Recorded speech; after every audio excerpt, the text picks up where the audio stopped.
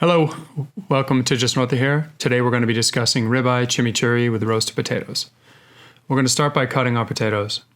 We do this by taking them in half and trying to get them to be a uniform size. We want them to be a uniform size so they all cook at the same time with the same level of doneness. The potatoes are going to go in first. They're actually going to go in before the protein, and that's also due to timing. So I'm just going to take them and make them into smaller portions. Not a lot of explanation here, it's just potatoes, nice and simple. Once I get the seasoning put on the potatoes, I'm going to go ahead and get them in the oven. And then we're going to go the entire time until we get the steak done. And then the steak will finish in the oven for 4 minutes at the same temperature the potatoes are going at.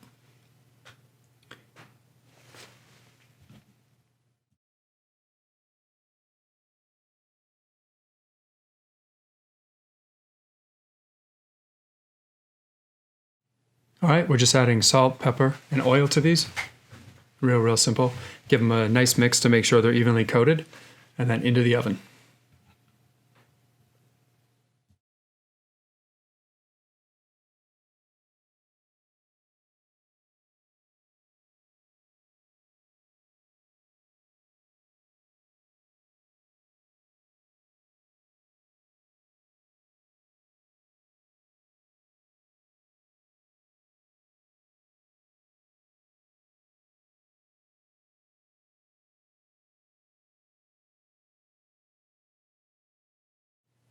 Spread the potatoes evenly on a cookie sheet. I'm using a stainless steel baker sheet here. You want to get them skin side down. I'm doing that because my oven doesn't have a broiler. It cooks from the bottom, and the skins can take a lot more heat, and we want them to be crispy. When these come out, they should be a beautiful golden brown color, not dissimilar to the cutting board that they're being prepared on.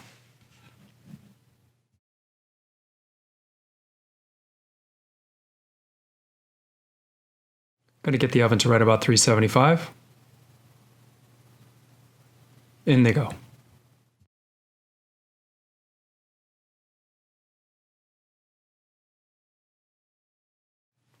Now for the parsley and the chimichurri. These are all the ingredients you're going to need. These are also in the description.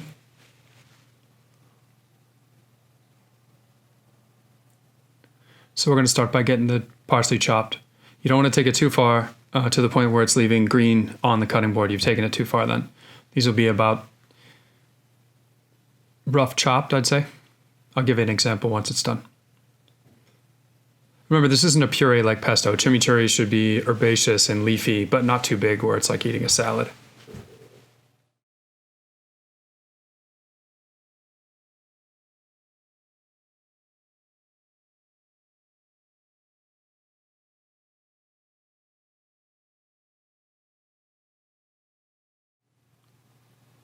Here's a better look at the consistency we're going to be going for.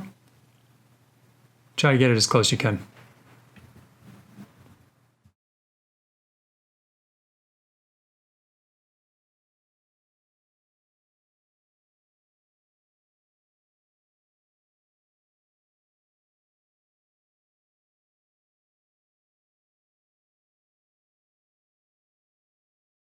Next, we're going to chop up some fresh oregano. Look at how beautiful these leaves are. Nice and big, no damage, no cold damage. Smells amazing. The aromatic quality of oregano and parsley is really nice. And here you have it. This is about as rough as we want to go.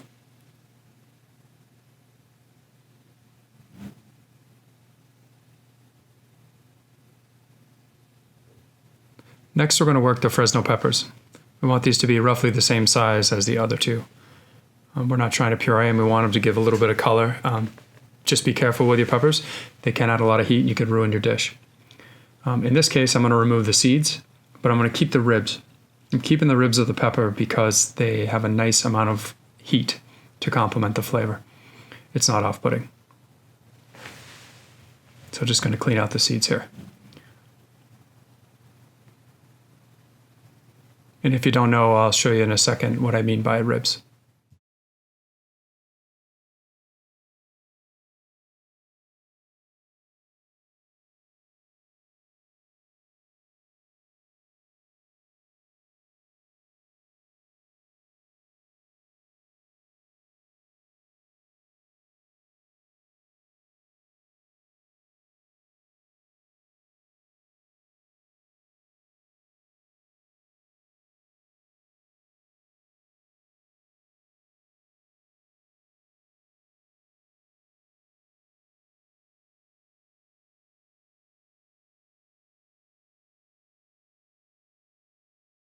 Those right there, a little bit of white on them. You can remove them and lower the heat, or keep them in and add some heat to it.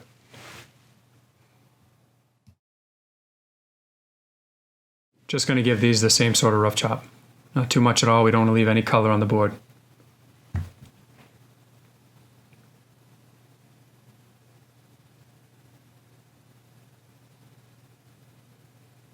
There you have it, a good example of what they need to look like. A beautiful color too, that red looks really nice.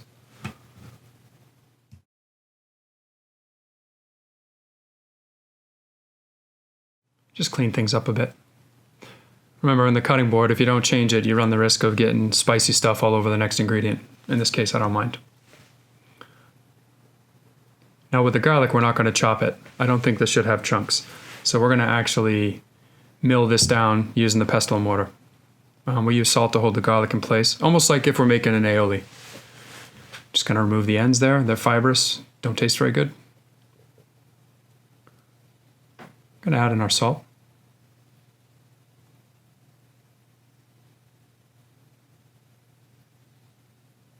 The salt that we're using here is going to season the entire product. So for anyone that thinks it's going over, we're going to use this, and a lot of it will actually be left behind.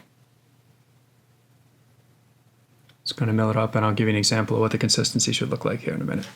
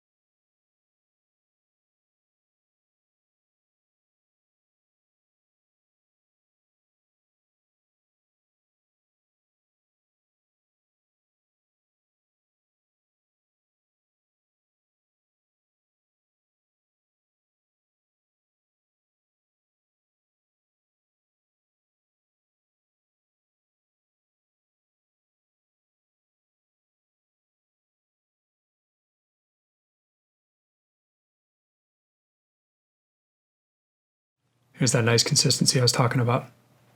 It's beautiful. It smells so good. I keep saying that, but this dish really smells excellent.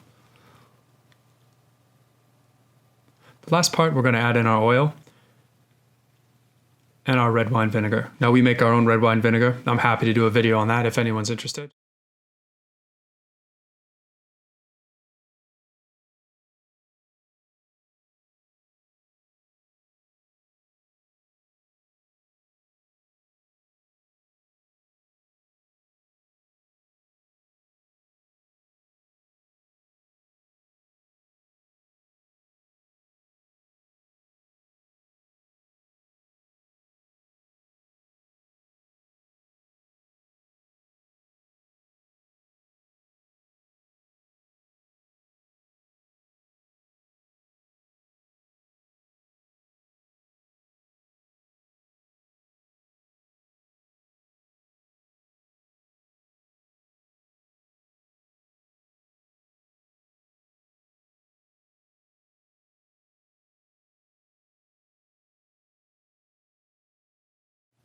Here's a look at the finished product. It's amazing. Beautiful green and red. And the smell is incredible. Really, really incredible. Really complements any grilled dish, not just beef.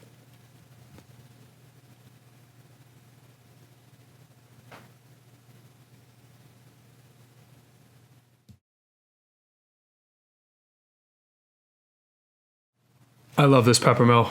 It's my favorite I've ever had. Go out and grab one if you're so inclined. It's a little bit expensive, but it's worth it. Just gonna add a little bit of pepper to finish this up.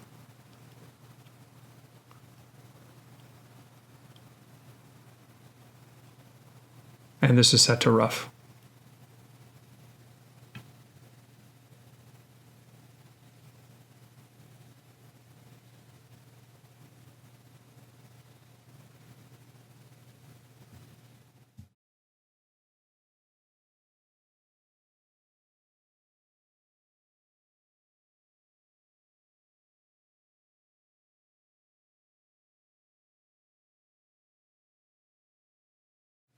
Smells pretty damn good. Now we're going to do the protein. Get the skillet down. Get it up to temp. Crush some garlic with your hands or whatever you choose. I like keeping the paper in. It's actually pretty tasty when it's done cooking. Add the butter. We're going to get it up to temp, about 400 degrees Fahrenheit.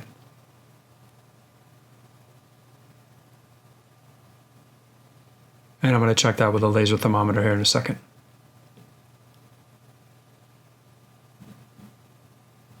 I'm just checking for softness on the garlic right here. I know once it's soft, it's pretty good to go. And here's the temp. It's blurry, sorry. There you go. And I'm just going to add the protein. I'm going to sear it.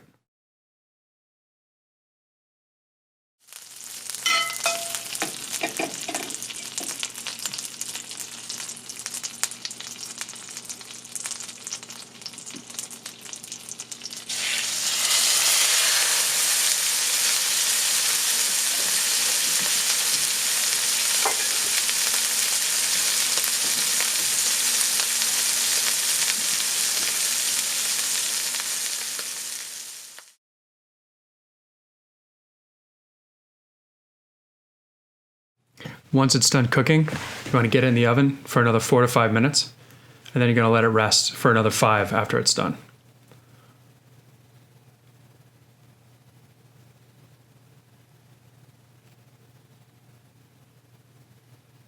I'm going to go ahead and cut it and grab the potatoes out of the oven.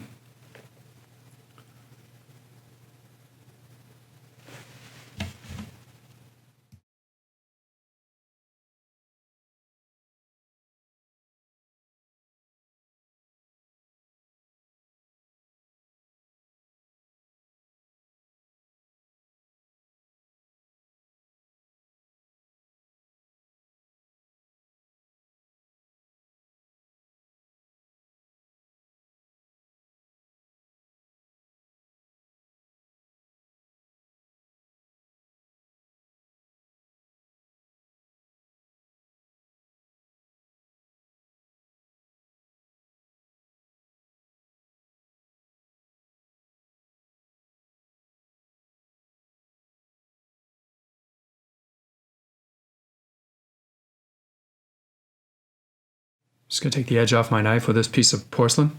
I'd never used one of these before and got it recently. It's a bit heavy, but it's really nice. Does a great job. So we want to cut this on a bias, and we also want to cut it at an angle. This will give us the longest strips.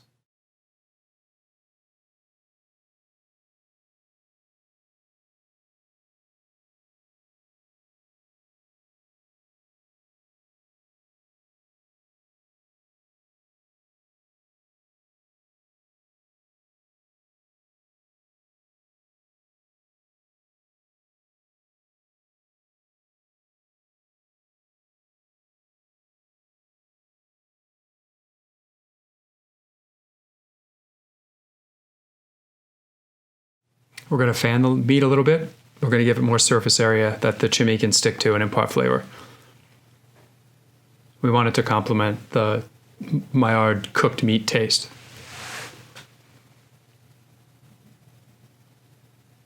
Okay, now for the best part, we're going to dress it with the chimichurri. Make sure it's mixed in, get that oil incorporated.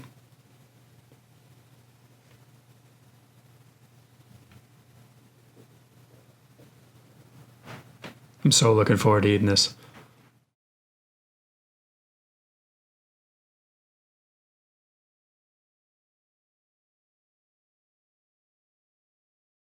And that's it, chimichurri, steak, and roasted potatoes. Thanks for joining us and have a great day.